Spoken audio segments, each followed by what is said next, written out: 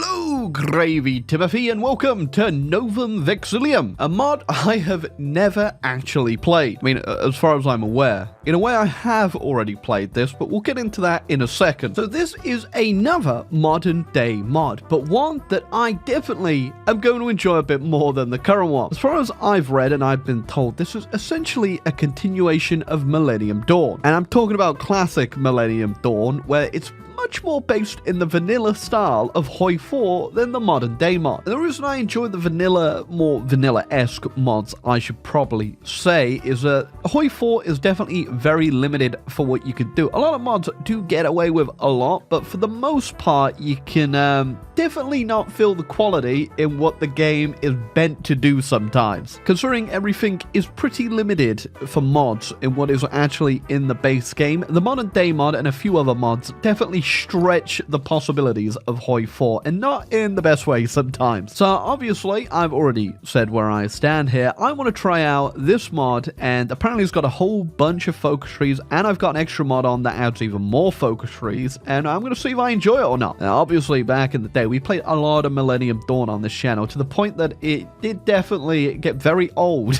It's funny, because I remember hating Millennium Dawn for the longest time, because there just wasn't a lot of content in it, and the AI wasn't really able to build units with the new tech that they had put in, so I'm kind of hoping that this doesn't go that way. You know, of course, that is literally where the trucking to Moscow meme came from, is that the Russian AI just wouldn't be able to field an army. You just drive onto the capital. And I'm really not too sure who to play. There are a lot of nations in this mod that have had extra content added to them with the extra mod that I have turned on, and I think we're just going to play it safe today and stay in Europe. I did a little poking around on who's got content and who's not, and some of them will surprise you, some of them will definitely not surprise you, but I think we're going to play it safe, not go with a country that's got too much or too little, and we're going to play the United Kingdom of Great Britain and Northern Ireland. Hey, Tony! Okay, as we get in here, there are a few extra little things that I can meddle with the game. There's something called Capricious Wars, which is apparently just random wars that can break out between countries. I guess we'll just leave this all on normal, I imagine. Wait, states. Hold on.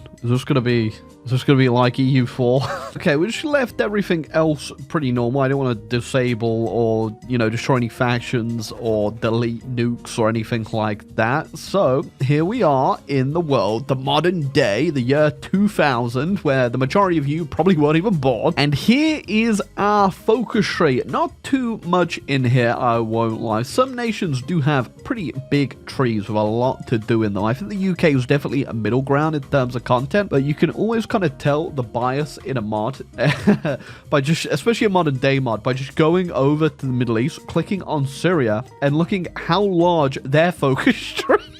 Okay, just, you know, out of curiosity, if this is Syria's tree, how big is Iraq's tree? Oh. Yeah, you know. So I think just clicking through all the tech and stuff like that, you can kind of see exactly where, you know, this mod is coming from and where it has begun. And I like it already. It's definitely feeling a bit fresher than obviously the Millennium Dawn Classic that we usually play for Nostalgia November. And we'll just have to see how it plays. We're at the UK at the turn of the millennium. Let's see if we can't fix a few of the things that went wrong. Now, I won't lie, I'm looking through all the paths, and I think the one that probably, unfortunately, is the most interesting, I guess. I would have liked to maybe do something a little different, because every time we do the UK in a modern day mod, we always seem to do this, but we're going monarchy. I'm looking at it. It's got the most interesting stuff in here where you can actually go ahead through the Imperial Federation down there, or, you know, reconquer the entire empire, which, you know, I'm not too sure we're going to get all of that back before the world turns to chaos, but we'll give it a go. So we have a few things going on at the world at the start here. We got the Northern Alliance in Afghanistan, and then we've got a little bit of a ruckus going on down in Africa. Yeah, well, we got multiple ruckuses actually, just looking around at everything going on, but that thankfully does not involve us. I mean, it kind of involves us because, you know, we did that whole colonization thing. So that probably came about with us at some point. My favorite definitely is Zimbabwe being a war them and not being able to do anything. How are you going to get over there, buddy? Okay, we've got Pinochet under arrest in London, which is a thing that happened. I think the Spanish had the case against him. Then he was in London and he got arrested there. And, you know, just for the pure chaos of everything here, I'm just going to free him and send him back to Chile. Oh, well, I guess we're going to Afghanistan. Okay, not too sure how this actually works, but there's not really much I could send some fighters over, maybe. I just got my planes over, giving a bit of support, and it looks like the AI is going to be able to clean that up pretty easily. Oh, I say clean it up. We'll come back in 19 years and see how that could... How's it going? Okay, first thing we are doing is working on saving our North Sea oil. We get a lot of oil in the UK from the North Sea, so I'm going to go ahead and make sure that that sticks around. It is eating up a lot of my civilian factories right now, though, so we are getting a lot of growth, and that means we can work on other things, like the fact that Queen's taking a bit of an interest in politics. Our first bit of neo-imperialism is going to be on Malta. We're going to politely ask them to let us back in. Excellent. Malta has offered to join our empire perfectly. So how exactly does this work? We get them as a puppet. Nice. Oh, well, the whole Iraq thing's just kicked off, and I have just been teleported over there with my army. Okay, that did not take too long at all. I mean, you know, whilst we're in the neighborhood, though... Oh. Appears I've been cooed by the Queen. She is. Oh, I guess just in time for this as well. There you go. Just move the fences a little bit on those British bases that we have over there. Oh, I have the choice here. You know what? I will execute Tony Blair. Oh, that probably got me kicked out of the European Union. Well, we've moved down to a second Suez crisis, and we've now regained control of it. You know, I was expecting a little event or something to pop up, but no, just handed me over the land. So I'm just going to move my army there just in case. Oh, I've also been kicked out from NATO.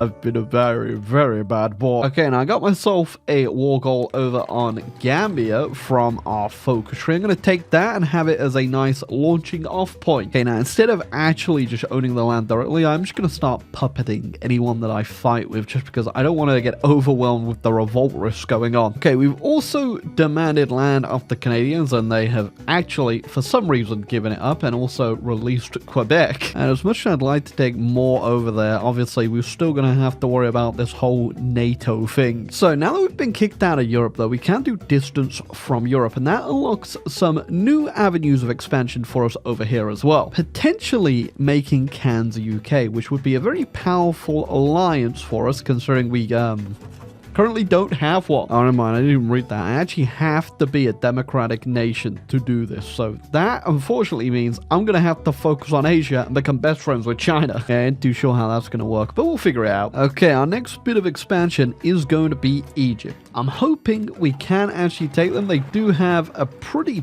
big army, especially on this front right here, but we should be good. All right, now I think we probably could push the Egyptians here, but I'm just going to keep waiting just until they keep grinding down on me a little bit here, just because, you know, it's going to be a lot harder for them to get their equipment back in. All right, we're just making a quick little breakthrough here. We don't want to get too overzealous here. I got to make sure I'm taking my time and getting the pushes in the right place, because, you know, just like the Egyptians here, I've only got limited equipment too. You know, I'm really getting there British Army RP, considering half my equipment doesn't exist. Okay, now I think we're in a good enough position now where I can just afford to attack across the line and get them capitulated. Okay, so I went ahead, annexed Egypt outright, and that's simply because we have a lot more war goals we can get over here. And I think Egypt itself will probably be the hardest one we're going to come up against up until we probably fight NATO. Hopefully NATO just collapses though. Oh, the King of Syria, the Hashemite Kingdom of Syria, is asking me for guarantees. And you know what? Sure. Oh, that's the King of Jordan in control, so I'm assuming Syria is going back to the old kingdom days here. You know, I don't have many friends in the world currently, so it's gonna have to do. Maybe I can get in on their little faction they've got going over there. I am wondering, though, when people are gonna start realizing what I'm up to and put a stop to it. Okay, so I think after taking Uganda here, we're probably gonna stop in Africa and maybe expansion altogether, just because the further we go into this, the more intricate intricate the alliances and the guarantees are gonna get. Because obviously I can't like go into Canada with NATO being a thing, and I can't go into Australia with the US being a thing, but they are slowly turning monarchists, so maybe something will come out of that. So instead now we can just start building up our economy, because if we wanted to like say go get India back, I don't think that's happening. Okay, just noticed something very interesting happening in Korea. Can you see what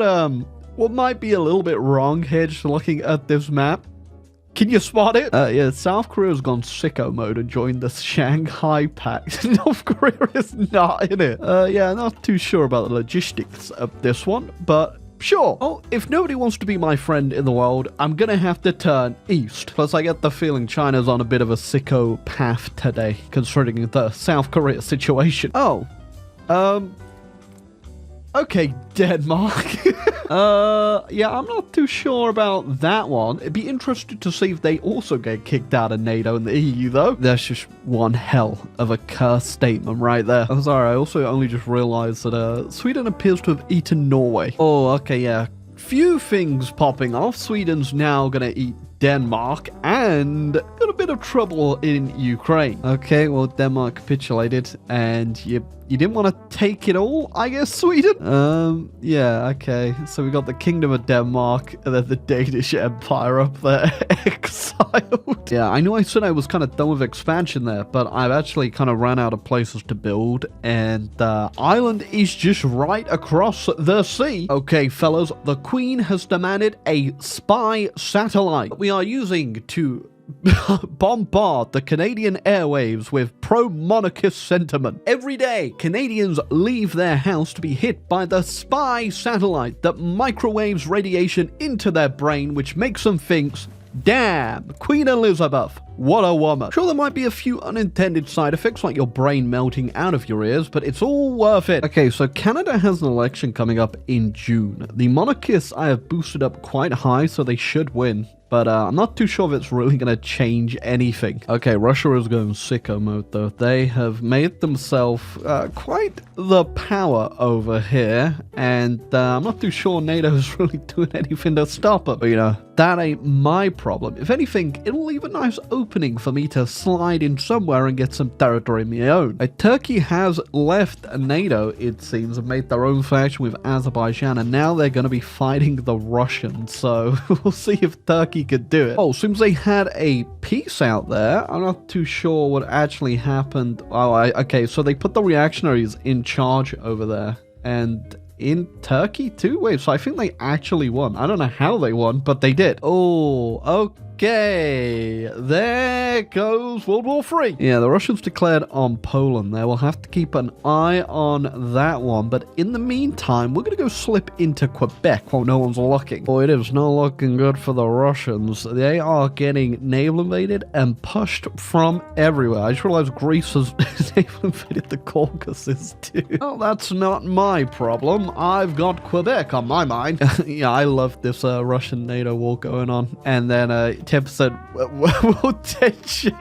You know, millions of people currently dying on the front lines. Hey, what's the problem? Hey, it's just another Tuesday. Yeah, people laugh at Greece and their GDP spending on military, but clearly they got something cooking. Oh, I think we have a complete collapse of the Russian army there. It's definitely gone, considering how fast they're advancing, which isn't great for us, considering NATO's about to get even more powerful. Oh, there you go. The race for Moscow has been won by the US. The Germans almost managed to sneak Merkel on in there. All right, it's definitely going to be interesting to see what this peace deal is going to lead to, considering the splitting of Russia between Germany, US, and then the Greeks is going on. Oh, well, yeah, that's about as horrendous as I imagined that was going to turn out. Okay, truly, I am...